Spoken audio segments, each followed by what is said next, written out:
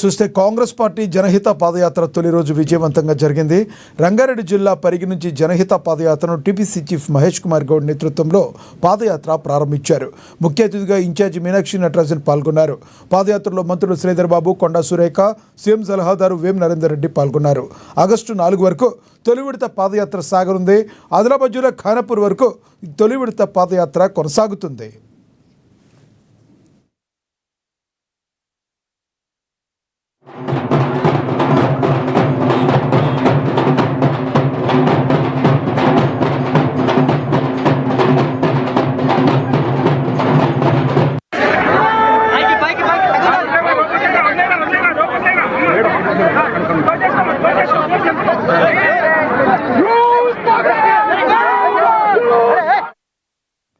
ప్రభుత్వంలో ఉండి పాదయాత్ర ఎందుకు చేస్తున్నారని కొంతమంది వెధవలు మాట్లాడుతున్నారని మంత్రి శ్రీధర్ బాబు ఫైర్ అయ్యారు.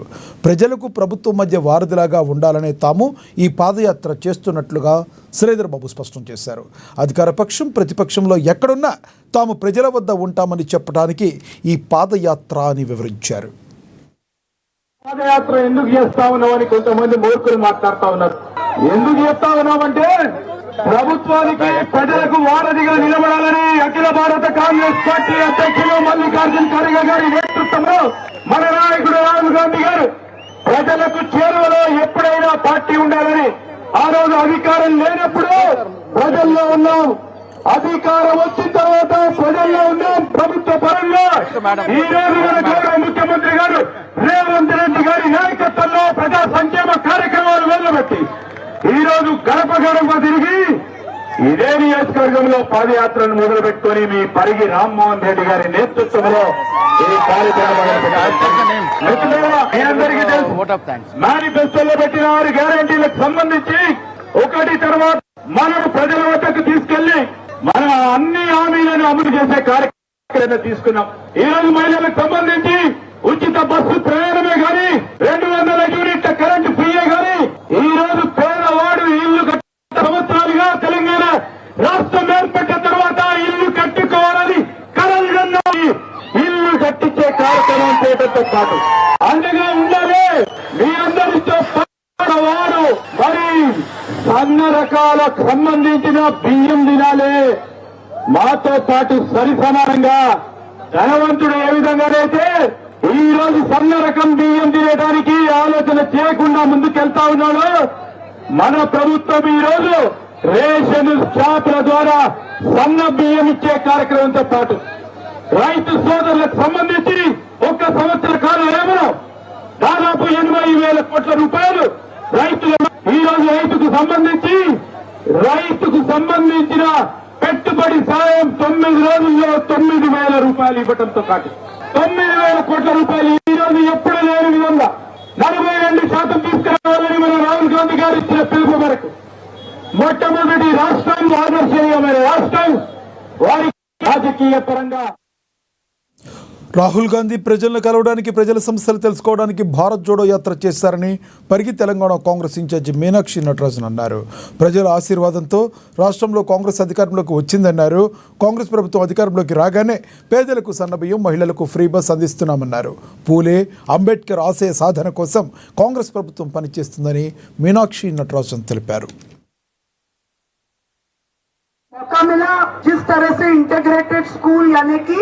सभी तरह के एक कैंपस में हमारे गांव के शहर के बच्चों को आगे बढ़ने का मौका मिले, दुनिया के बड़े बड़े देशों से उनको मुकाबला करने का मौका मिले, ये हमारे सरकार की कोशिश है. और इसके साथ जिसकी बात आजकल राहुल जी हर जगह करते हैं, मैं मध्य प्रदेश से आती हूँ, हमारे यहाँ भी राहुल जी आते हैं तो तेलंगाना मॉडल की बात करते हैं. तो वो तेलंगाना मॉडल क्या है? तेलंगाना मॉडल है जाति जनगणना करके वो वर्ग जो सदियों से हाशिए पर खड़ा है उसको आगे बढ़ने का मौका देना. जिसको मौका देने की लड़ाई महात्मा ज्योतिबा फुले और सावित्रीबाई फुले ने की, बाबा साहेब अम्बेडकर ने की, जिसको आगे बढ़ाने की बात महात्मा गांधी ने की, नारायण गुरु और पेरियार ने की. పాదయాత్ర అనేది కాంగ్రెస్ నేతల బ్లడ్లో ఉందని టీపీసీ చీఫ్ మహేష్ కుమార్ గౌడ్ చెప్పారు. అప్పటి గాంధీ నుండి ఇప్పటి రాహుల్ గాంధీ వరకు తమ నేతల బ్లడ్లోనే పాదయాత్ర ఇమిడి ఉందన్నారు. దేశానికి దశ దిశ రాహుల్ గాంధీ అని మహేష్ గౌడ్ తెలిపారు. ఎన్నికల్లో ఇచ్చిన ప్రతి ఒక్క హామీని అమలు చేస్తామని ఆయన స్పష్టం చేశారు.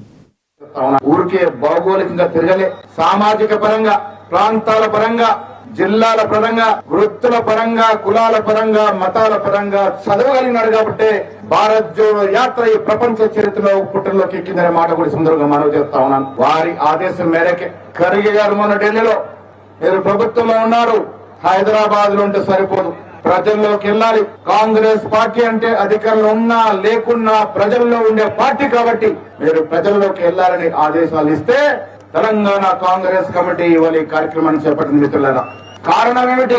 10 కిలోమీటర్లు నడిస్తే సరిపోతా? అది కాదు.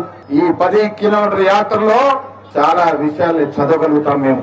ఈ 10 కిలోమీటర్ యాత్రలో రేపు జరగబోయే సమావేశంలో మా కార్యకర్తలు ఇచ్చేటువంటి సమాచారం, మా కార్యకర్తలు ఇచ్చేటువంటి విలువైనటువంటి ప్రస్తావనలు, ప్రశ్నలు వింటాము.